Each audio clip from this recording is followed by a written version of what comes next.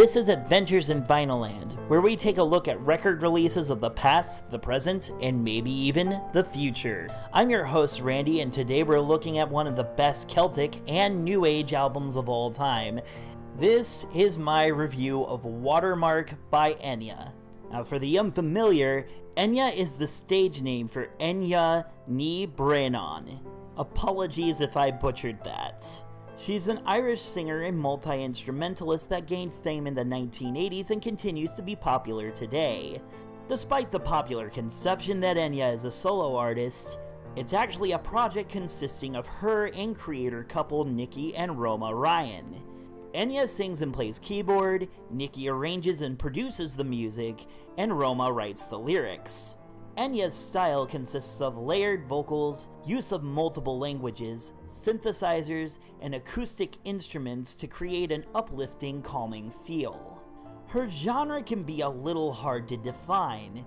It has elements of world music, classical, and modern pop. Fans and even the singer herself argue towards whether or not she qualifies as New Age music. Now, New Age has gotten a bad rap over the past few years due to its musicians being seen as pretentious. I mean, have you seen a Yanni concert?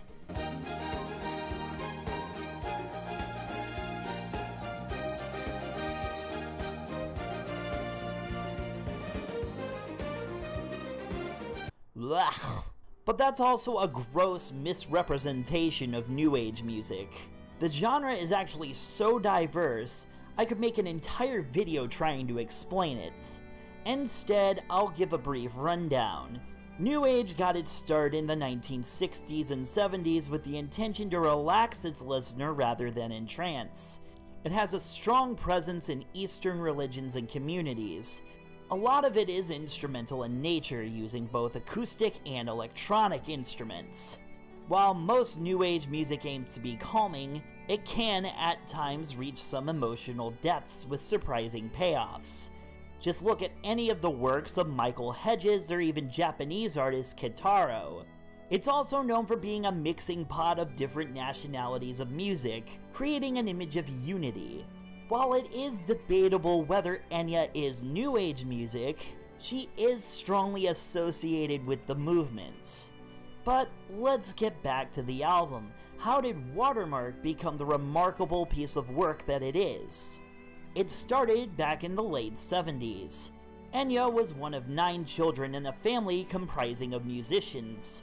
She had a brief stint in her siblings' band Clannad, but left as she didn't feel like their sound was what she wanted to do.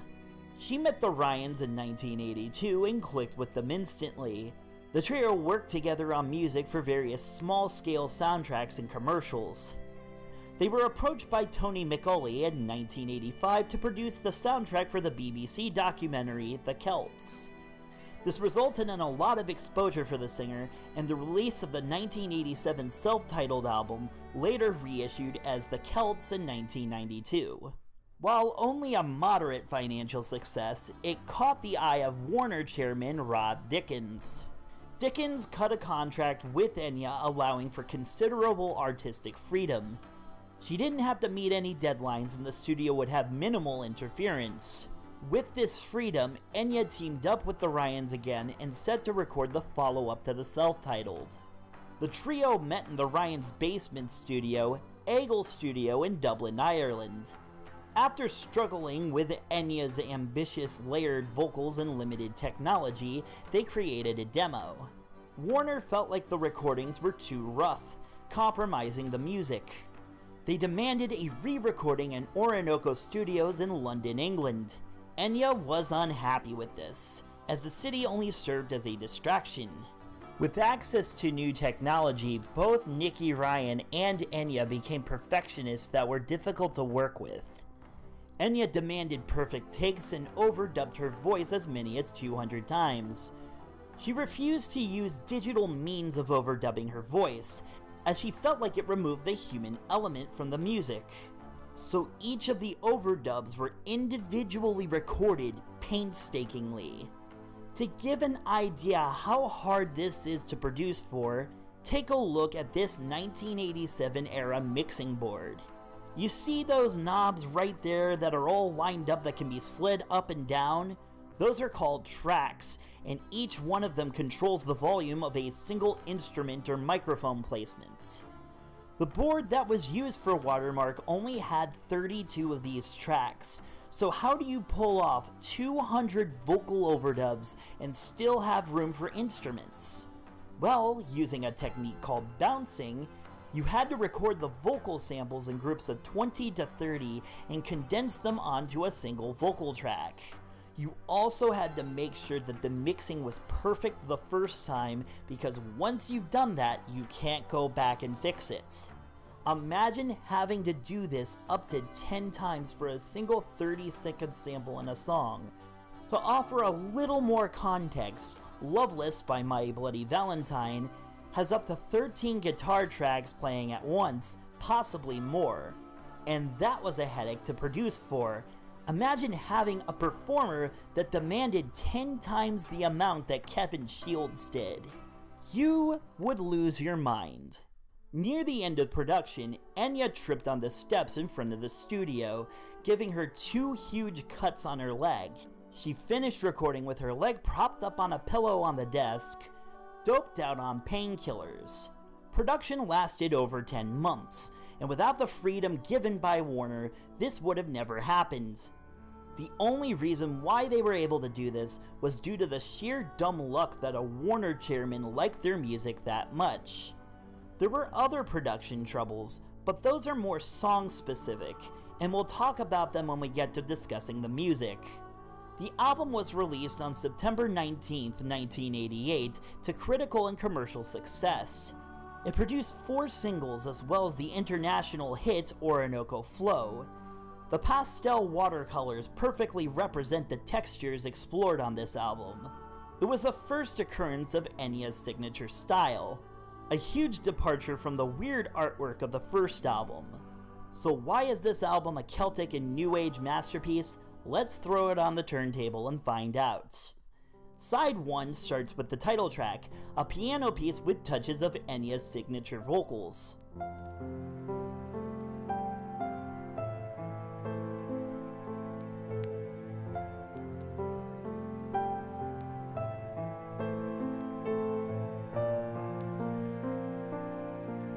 It was originally supposed to feature actual lyrics, however Roma, Ryan, and Enya both agreed that it benefited without it. The lyrics were only published once, and the only time the collection booklets. The song is cited as one of the most calming ever written, and it's easy to see why. The piano melody is absolutely lovely, but what helps is the use of the physical string instruments. As the song continues, Enya's voice comes in with a massive wall of sound production, drowning the listener in its textures.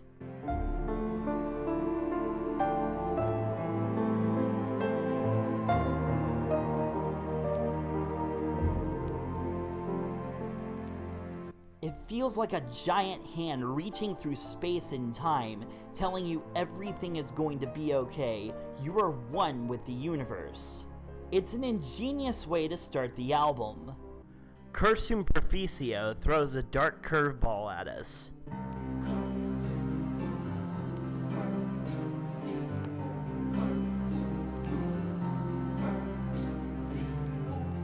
The song was inspired after the viewing of a documentary on Marilyn Monroe. The title comes from words written on a doorstep to her apartment in which she committed suicide. It translates to, "Your journey ends here." The Latin lyrics tell of someone who has given into too many vices, a person whose own decadence was their downfall, with references to the Greek god Phoebus. It's an uncharacteristically bleak song. Enya's voice is at its most percussive here.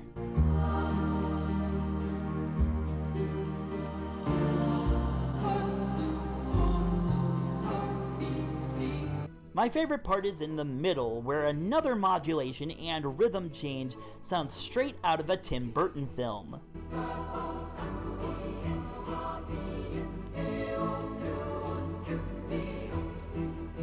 The harmonies are wicked awesome. Definitely one of the album's best moments. Next we have On Your Shore, a gentler, sadder song. It's the first of 4 soft ballads on the album, much more faithful to traditional Irish church hymns than to New Age.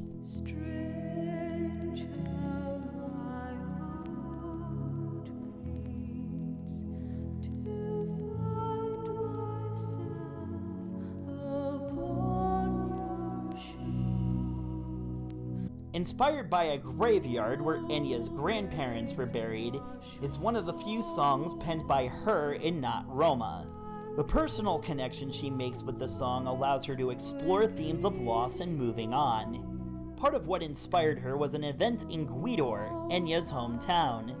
When the first people arrived, a bunch of them were wiped out by some catastrophic oceanic event during a sermon. The soft touches of synthesized organ allow for Enya's voice to shimmer. My favorite part is this.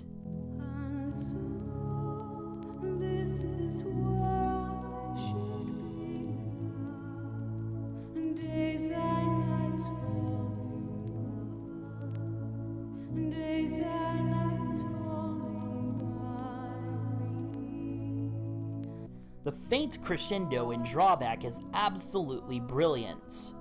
It's a very minor part, but it's done so beautifully. The middle features a solemn clarinet solo played by Neil Buckley, illustrating that our singer is not mourning alone.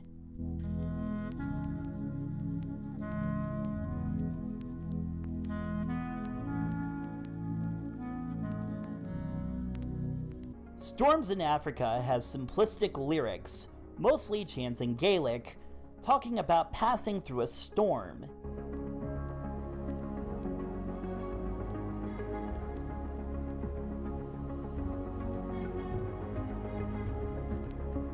Its intention is simple. The storm in question is a harsh life event. The song was written when Nikki left Enya to her own devices. An English version was made, but the Ryans preferred the Gaelic version. The English version was released as a B-side and bonus track on reissues of Watermark with the title Storms in Africa Part 2. Chris Hughes provided the drum parts. This withdrawn, minimalistic version of the song is better than the English version. The voice is used as a faint instrument and allows for Enya's composition to shine brighter.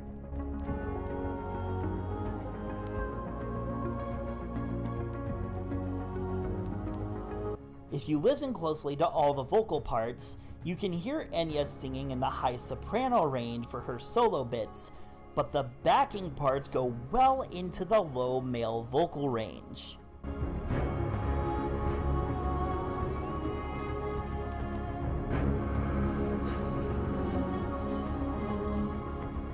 Exile was written by Roma about being separated from a loved one.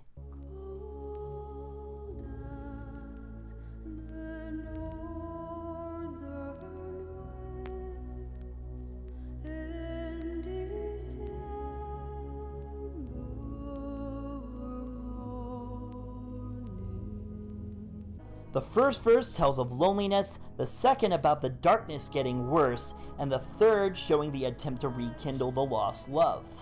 This is my favorite song on the album. The mighty string composition represents a force that Enya is fighting. The chorus is one of the most beautiful I've heard in any genre.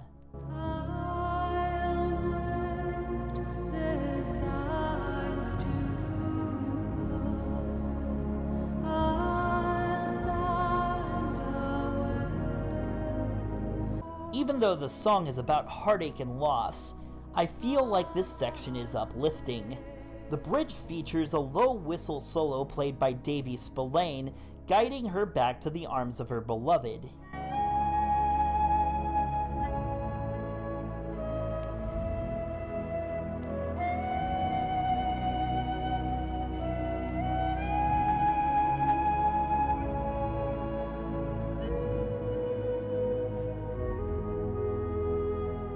Ms. Claire Remembers was originally written for a 1984 compilation album that Enya was featured on.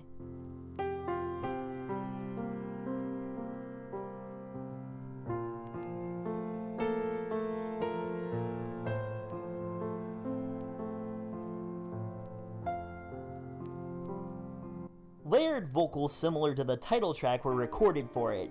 However, everyone agreed that it was better without them, eliminating days' worth of painstaking work. The title refers to novelist Miss Reed, whose stories depicted life on the Irish countryside. This piano track sounds like the perfect remembrance song. I like to think that Miss Clare is on her deathbed, looking back on her life. The tension and release, played in repetition, creates a sense of calm acceptance of a finished story.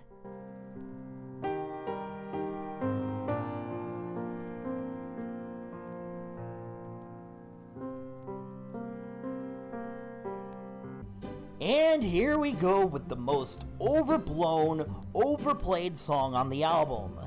And it's a guilty pleasure for me. Orinoco Flow was the most successful single off the album, topping charts across the globe.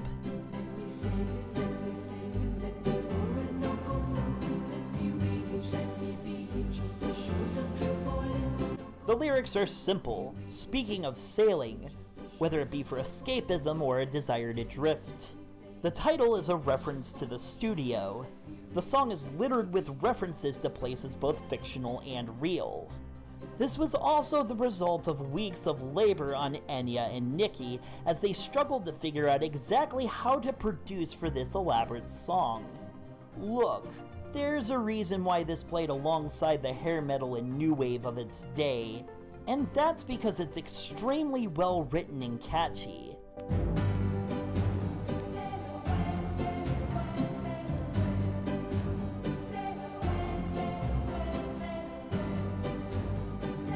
Nicky's composition is ingenious, taking advantage of dozens of instruments and Enya's layered vocals. And let's not forget this cool little part here.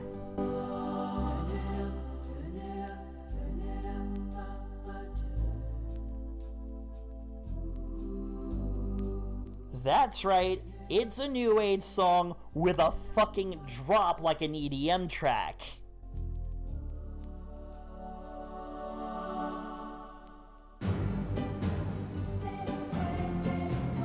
This song is an adventure, and you gotta admit that it does its job well. Evening Falls was written about a woman who wanders a home in dreams that remind her of life events.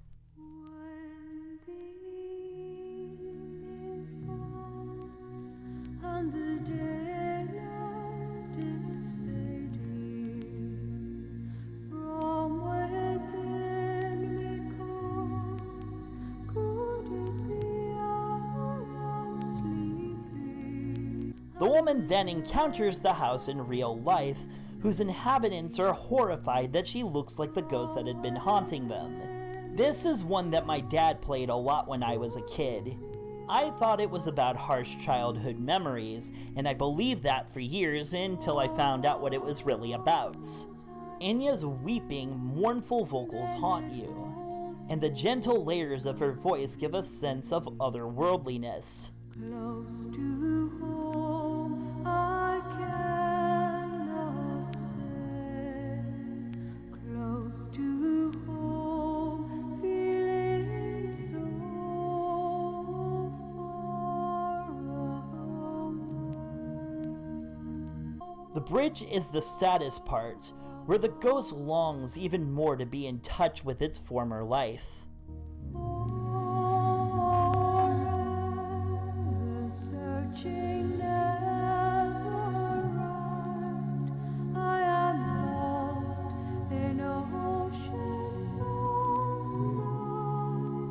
River is another instrumental written after Nicky left Enya to her own devices with 5 separate keyboards.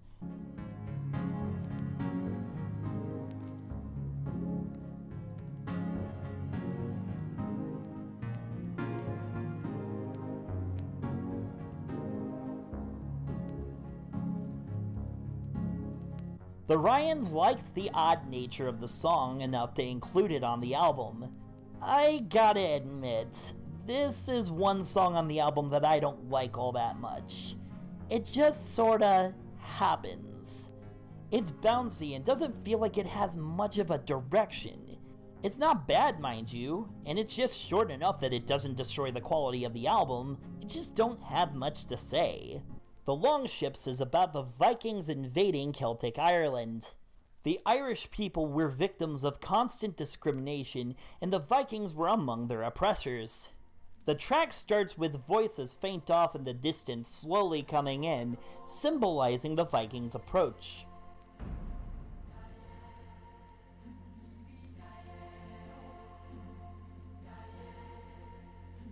Enya's vocal parts symbolize the everlasting presence of the Celts, whose spirit will not be dampened by the Vikings.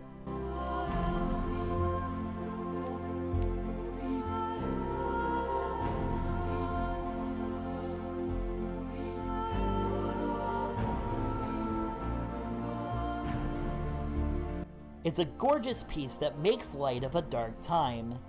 Na Lahagel Moige is another song sung in Gaelic.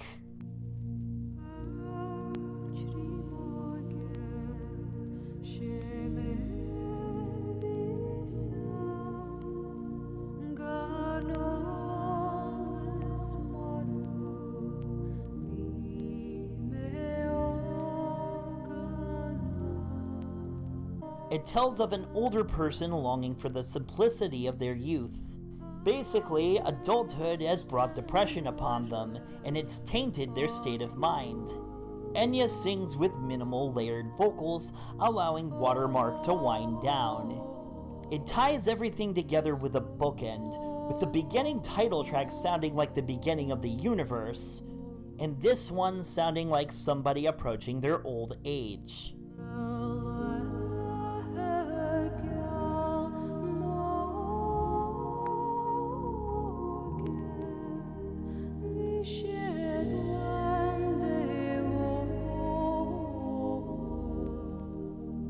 Earlier, I stated that this album helped shape the new age boom of the late 80s and early 90s. Not long after Watermark's success, new age music became one of the mainstay genres, especially with the rise of popularity of alternative music.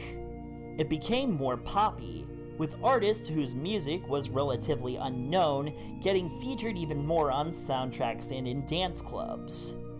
Enya may not have been solely responsible for this, but she played a helping hand. Her influence has been felt across new age music, even if she disowned the genre. Multiple new age artists started sounding more like Enya and less like the artists that came before her. Watermark has aged amazingly well. All the songs are gorgeous, the production is one of the most remarkable I've ever heard, and its songs leave you longing to let it spin a second time. The combination of Enya's musicianship, Nicky's sparkling production, and Roma's impactful lyrics creates an experience unlike any other. The trio earned their stars on this album, and it's definitely worth checking out. It's one of the most calming experiences you'll ever take on. That about does it for this episode. See you next time.